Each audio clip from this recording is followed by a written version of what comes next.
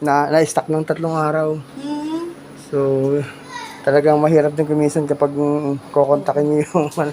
Oo. Gusto ko ba kapag hinihintay pa namin isang buwan bago siya dumating. Oo. Kawawa naman yung gamit. Baho nga. Ha?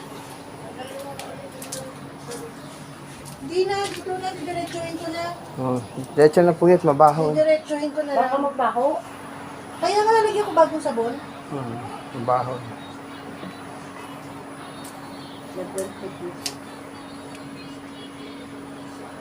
Di ka naglalagay dito? Kasi iba po yung sabon ng mga bata. So, Okay. ang turo sa amin, i-off na lang para hindi siya mag-dispense.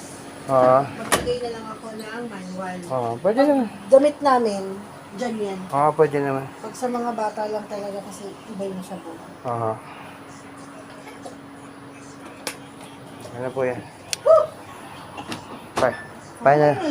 Finally, 3 days na ang baho ng mga damit. Ano yung nakasunod ko naman mo kami? Sampa-sampa na hindi, i-dry natin. Ayun, ganyan na una. Ha? So, okay na. Dito sa Mandarin Homes, Imus, Cavite.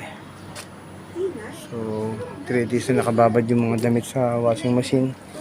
Kaya ang baho na. So, hindi sila napuntahan ng technician na kausap. Delay.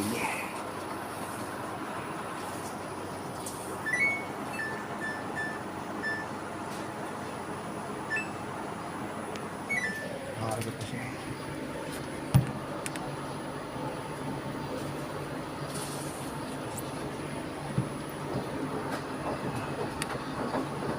Magkano ang bili niyo rito? 50. Nasa 50. So, meron na rin siyang dryer. Opo. Yung kagandahan, pag kinuha mo yung damit, susuot mo lang. Kukunin na lang. Medyo mahal nga. So, tagal lang. Yan, katulad yan, 5 oras. Pag medyo madaming Grabe, doon, babad kami 10 oras. Grabe.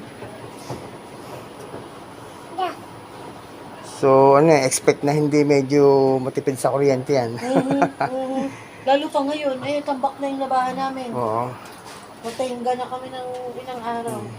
Usually kasi pang condo yung mga ganito, yung walang mga sampayan. Nung nasa Electrolux ako, ganun yung usually na sinaservice namin yung sa mga condo. Yung pwede mo lang isuot kapag kinuha mo. Pero kuya yan, mag-aano na yan. Dire-diretso na yan na Diretso na po yan. Dahil nag-spin dry na po kanina eh. Then 3 months warranty po tayo dyan. Same problem, 3 months warranty. Pag-drain na yan ng maayos.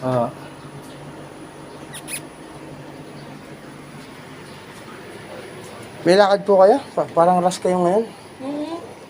Uwi kayo ng province? Hindi naman. May pupuntahan Akala ko may malayong pupuntahan.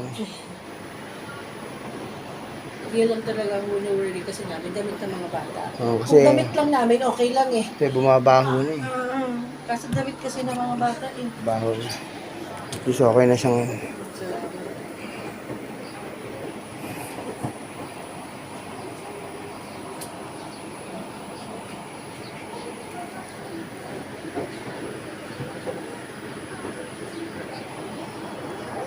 So, okay na siya. Spin dry na.